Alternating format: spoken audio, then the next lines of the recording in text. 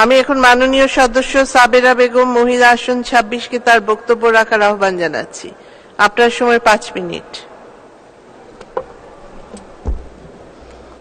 ধন্যবাদ মাননীয় স্পিকার। সংসদে আমাকে বক্তব্য দেওয়ার সুযোগ প্রদানের জন্য আমি আপনার কাছে কৃতজ্ঞ। মাননীয় স্পিকার, আমি কৃতজ্ঞতার সাথে স্মরণ করছি, ভালোবাসা দিয়ে স্মরণ করছি নারী বান্ধব নেত্রী, আমাদের পৃথিবীর উজ্জ্বল নক্ষত্র, যিনি নিজের আলোয় আলোকিত, যার উপমা তিনি নিজেই, আমাদের মাননীয় প্রধানমন্ত্রী জননেত্রী শেখ হাসিনাকে আমাকে সংসদ সদস্য নির্বাচন করবার জন্য। মাননীয় স্পিকার, আমি আরো কৃতজ্ঞ জানাচ্ছি বাজেট যুগোপযোগী, বাস্তবসম্মত ও গণমুখী হওয়ার জন্য মাননীয় অর্থমন্ত্রী জনাব আবুল হাসান মাহমুদ আলী এমপিকে। মাননীয় স্পিকার, আমি আমার বক্তব্য শুরুতে গভীরভাবে স্মরণ করছি সর্বকালের সর্বশ্রেষ্ঠ বাঙালি, স্বাধীনতার স্থপতি, জাতির পিতা বঙ্গবন্ধু শেখ মুজিবুর রহমানকে, যিনি আমাদের উপহার দিয়েছেন স্বাধীন সার্বভৌম একটি রাষ্ট্র এবং জীবন দিয়ে বাংলাদেশের প্রতি তার ভালোবাসার শেষ রক্তবিন্দুটুকু উৎসর্গ করেছেন। আমি গভীরভাবে স্মরণ করছি 75-এর 15ই আগস্ট কাল রাতে শাহাদাত বরণকারী বঙ্গমাতা ফজিলাতুন্নেসা মুজিবকে এবং জাতির পিতার পরিবার বর্গকে। আমি আরো স্মরণ করছি অবুঝ ছোট্ট শিশু শেখ রাসেলকে, স্মরণ করছি অমর একুশে শহীদদের। মাননীয় স্পিকার, স্মরণ করছি মহান মুক্তিযুদ্ধে 30 লক্ষ শহীদদের, যাদের রক্তের বিনিময়ে আজ স্বাধীনতা পেয়েছি। স্মরণ করছি মহান মুক্তিযুদ্ধকালীন 2 লক্ষ মা বোনদের, যাদের সম্ভ্রমের বিনিময়ে আজকের এই বাংলাদেশ।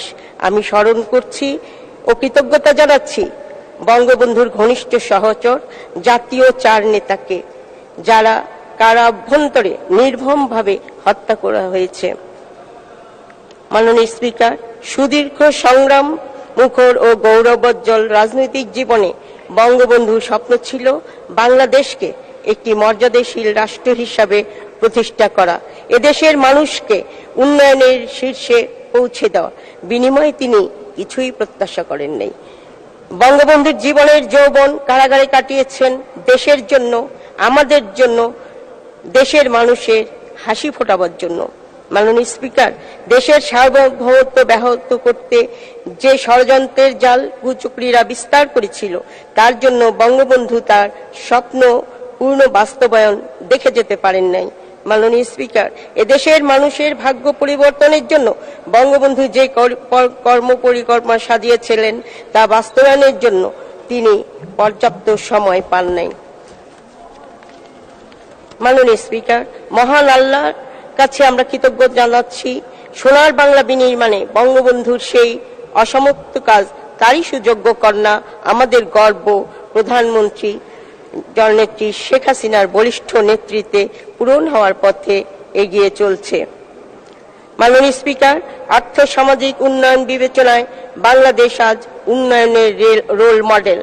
গত 1.5 দশকে বাংলাদেশের সামাজিক, অর্থনৈতিক, ভৌত অবকাঠামো, তথ্য ও প্রযুক্তি, বিজ্ঞান ও মানব সম্পদ, স্বাস্থ্য সহ সকল ক্ষেত্রে যে অভূতপূর্ব উন্নয়ন ঘটেছে তা স্মার্ট বাংলাদেশের ভিত রচনা করেছে বলে মনে করি।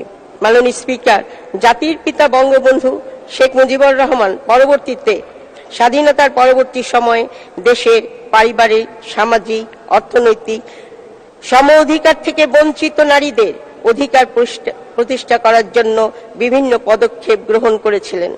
জাতির পিতার পথ অনুসরণ করে তারই সুযোগ্য কন্যা মাননীয় প্রধানমন্ত্রী জননেত্রী শেখ হাসিনা নারী ক্ষমতায়ন ও সম অধিকার প্রতিষ্ঠার জন্য বিভিন্ন কর্মপরিকল্পনা ও নীতি গ্রহণ করেছেন।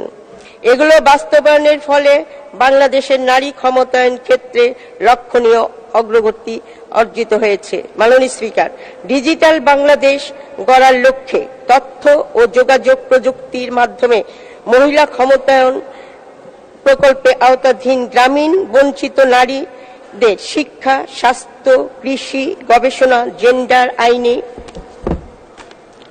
সহায়তা সহ দৈনিক সমস্যা সমাধান হচ্ছে। 2 মিনিট। তথ্যাপার মাধ্যমে 2 মিনিট। নারী উন্নয়ন কার্যক্রম এগিয়ে চলছে। গ্রামে ক্ষুদ্র ঋণ প্রদানের মাধ্যমে দরিদ্র বিমোচন ও কর্মসংস্থান কার্যক্রম দ্রুত এগিয়ে যাচ্ছে। মাননীয় স্পিকার, মাননীয় প্রধানমন্ত্রী জননেত্রী শেখ হাসিনার উন্নয়ন কার্যক্রম এখন দৃশ্যমান। পদ্মা সেতু, Bangabandhu tunnel, metro rail, elevated expressway, বিমানবন্দর আধুনিকরণ, বিদ্যুৎ ক্ষেত্রে রূপপুর পারমাণবিক বিদ্যুৎ কেন্দ্র, পায়রা ও রামপাল বিদ্যুৎ কেন্দ্র, সমুদ্র বন্দর স্থাপনের মাধ্যমে জাতীয় ও আন্তর্জাতিক বাণিজ্য সম্প্রসারণ, পায়রা ও মাতারবাড়ি সমুদ্র বন্দর স্থাপন, বেকার দূরীকরণে ও বিপুল কর্মসংস্থান সৃষ্টি করা হয়েছে। গ্রামীণ জনপদে শহরের আধুনিক সুযোগ সুবিধা প্রবর্তনে, চিকিৎসার ক্ষেত্রে উন্নয়ন, কমিউনিটি ক্লিনিক স্থাপন, মেডিকেল কলেজ ও হাসপাতাল প্রতিষ্ঠা, অনলাইনে দরিদ্র ও সাধারণ মানুষকে চিকিৎসার সেবা প্রদান করা, দরিদ্র বিমোচন ও সামাজিক নিরাপত্তা তৈরিতে বয়স্ক ভাতা, মুক্তিযোদ্ধা ভাতা, প্রতিবন্ধী ভাতা, বিধবা ভাতা, মাতৃকালীন ভাতা প্রভৃতি উন্নয়ন প্রকল্প বাস্তবায়ন হচ্ছে। মাননীয় স্পিকার, আজকে জননেত্রী মাননীয় প্রধানমন্ত্রী আছেন বলে নারী উন্নয়নে বাংলাদেশে যে অগ্রগতি হয়েছে এমন কোন সেক্টর নাই যেখানে নারী নেতৃত্বের অস্তিত্ব নাই, যেখানে নারীরা সচল না। নারীরাই দেশ এগিয়ে নিচ্ছে, এগিয়ে নিবে। নারীদের আরো সহযোগিতা করলে আজকে বাংলাদেশ নারীদের দ্বারাই পরিচালিত হবে। ধন্যবাদ। জয় বাংলা, জয় বঙ্গবন্ধু। ধন্যবাদ মাননীয় সদস্য।